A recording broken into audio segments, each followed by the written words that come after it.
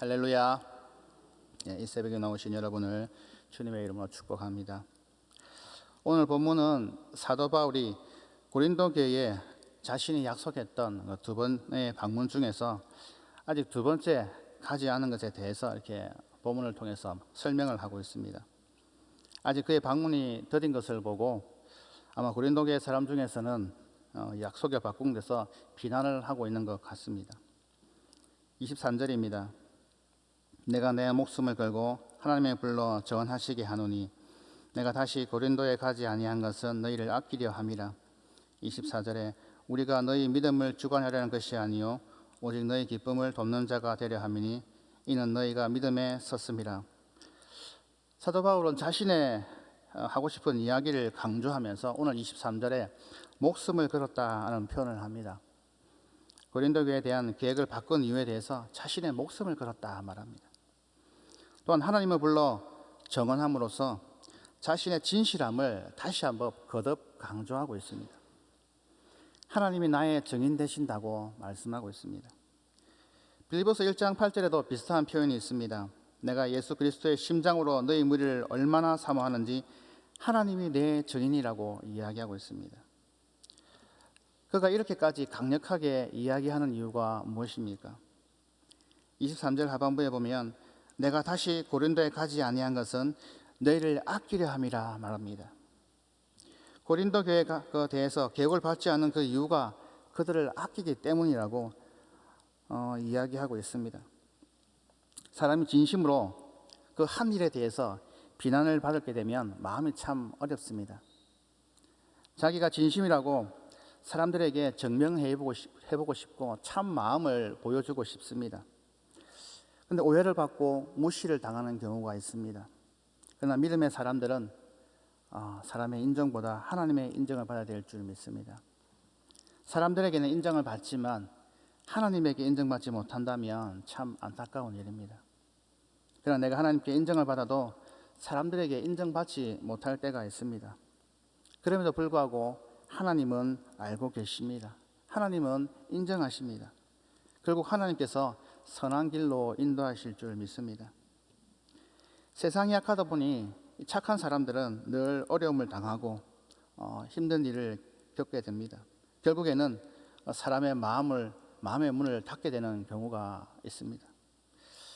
결국에는 우울증과 또 공황장애와 결국 마음의 문을 닫게 되는 경우가 있습니다.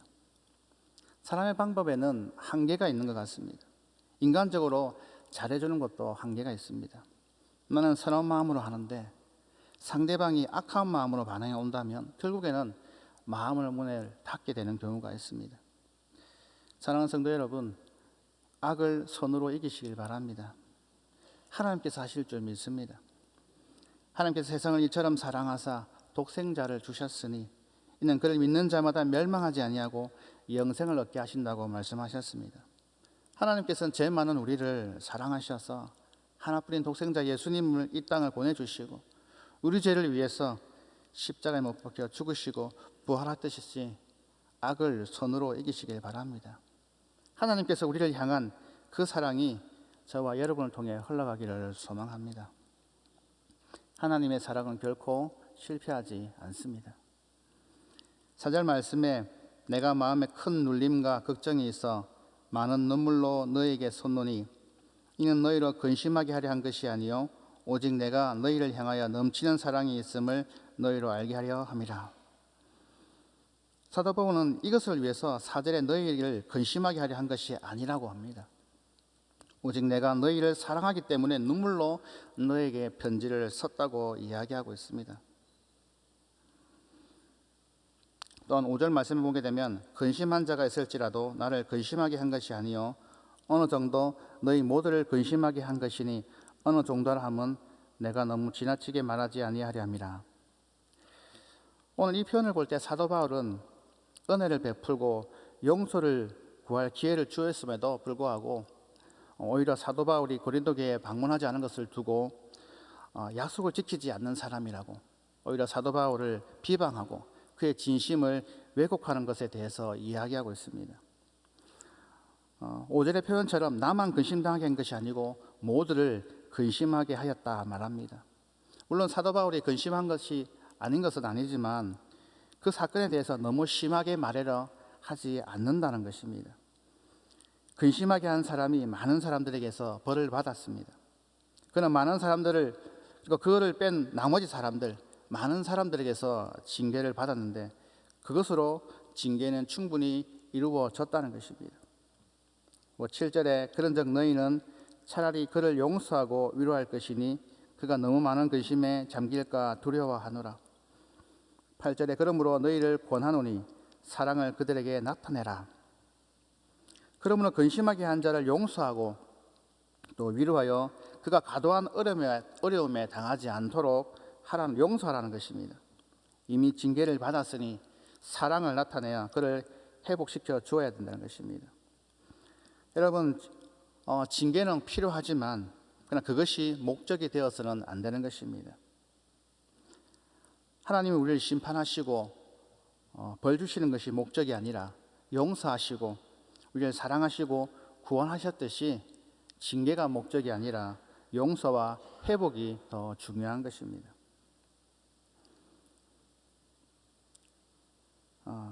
그리고 9절 말씀에 보게 되면 너희가 범사에 순종하였는지 그 증거를 알고자 하며 내가 이것을 너에게 썼다고 이야기하고 있습니다. 고린도 교회 성도들이 모든 일에 사도에게 순종을 하고 있는지 시험해 보려는 목적이 있었습니다. 그리고 고린도 교회 성도들은 사도의 말에 순종하였습니다. 그리고 이제 그들이 징계한 자를 용서해 주라고 이야기하고 있습니다. 10절 말씀에 보면 용서한 그것은 너희를 위하여 그리스도 앞에서 한 것이라고 이야기합니다. 바로 이러한 것은 고린도 성도들을 위해서 했다는 것이죠. 용서와 회복을 하지 않고 그 안에 징계만 있고 용서가 없다면 그리스도 예수 안에서 진정으로 하나가 될 수 없다는 것입니다.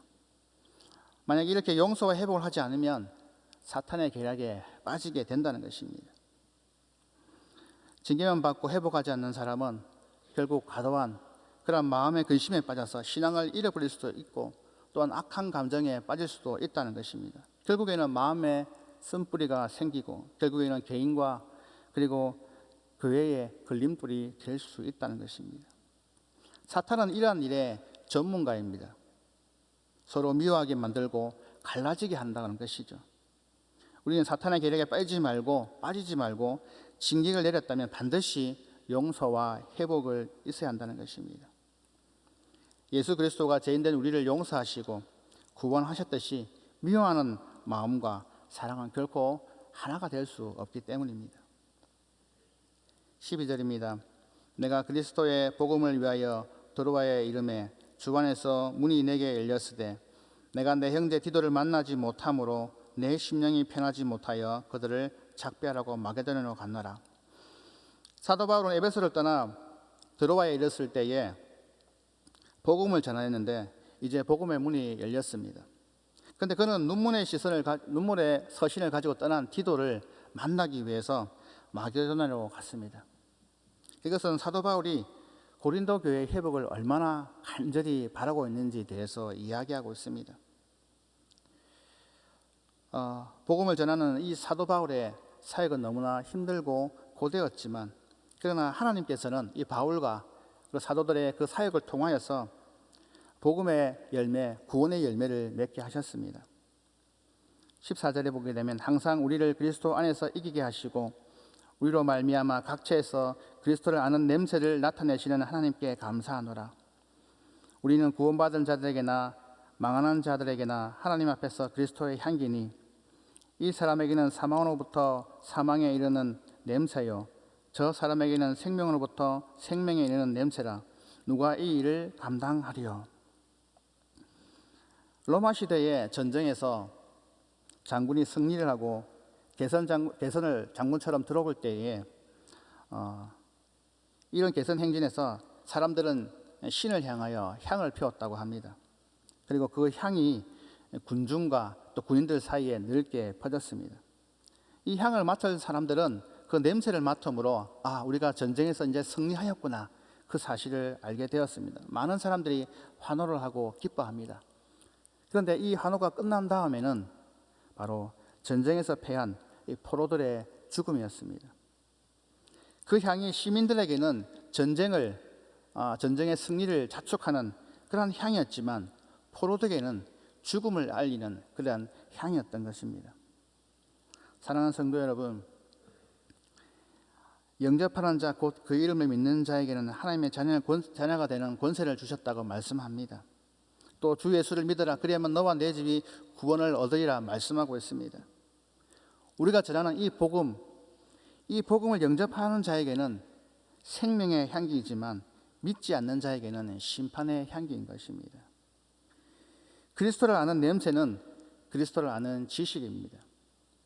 사도 바울이 그 승리의 행진, 그 향의 냄새는 그리스도를 아는 지식이었습니다. 사도 바울의 복음은 그리스도를 아는 사람과 알지 못하는 모든 사람들에게 전해졌습니다. 오늘 16절에 보면 어떤 사람에게는 사망에 이르게 하는 그러한 냄새고 어떤 사람에게는 생명에 이르게 하는 냄새라는 것입니다.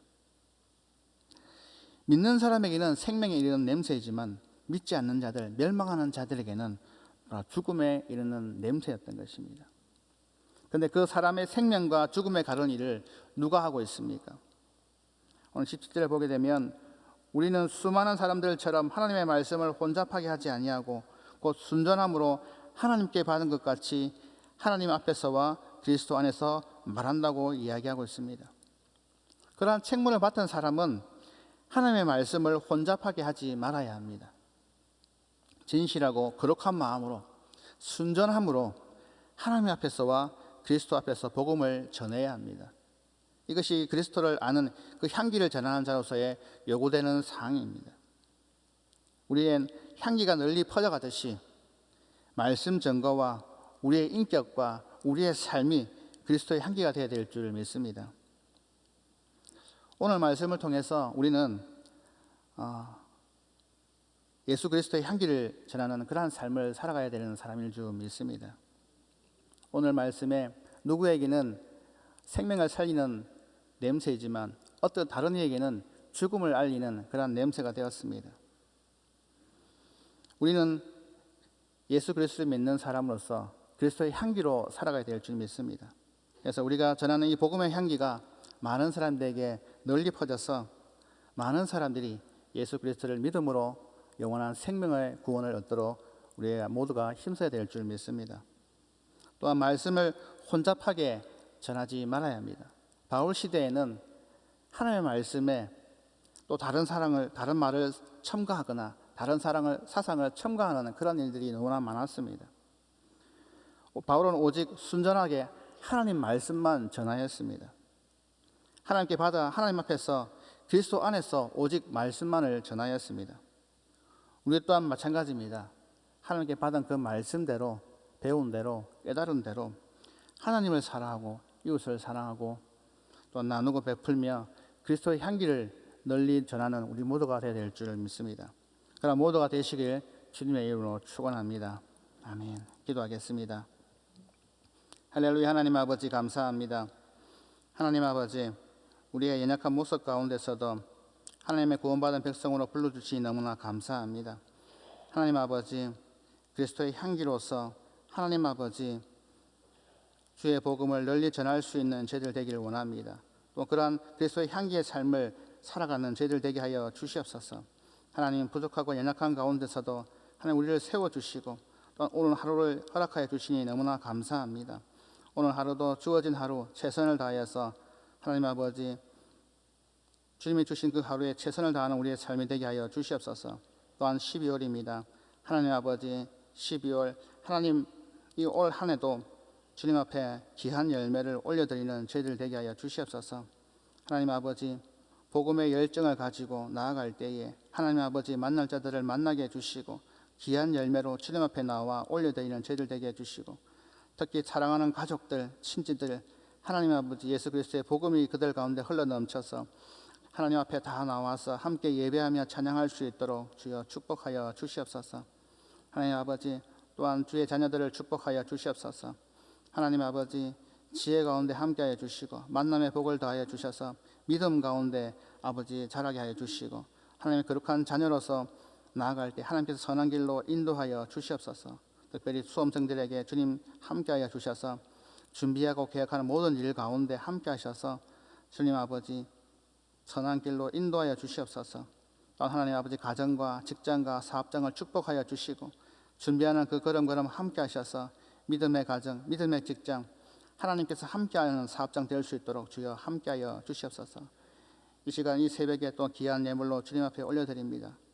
주님께서 흠령하여 주시고 하나님 아버지 또 각양의 기도 제목 가운데 함께하셔서 하나님께서 함께하심으로 간증하는 귀한 시간 될 수 있도록 축복하여 주시옵소서.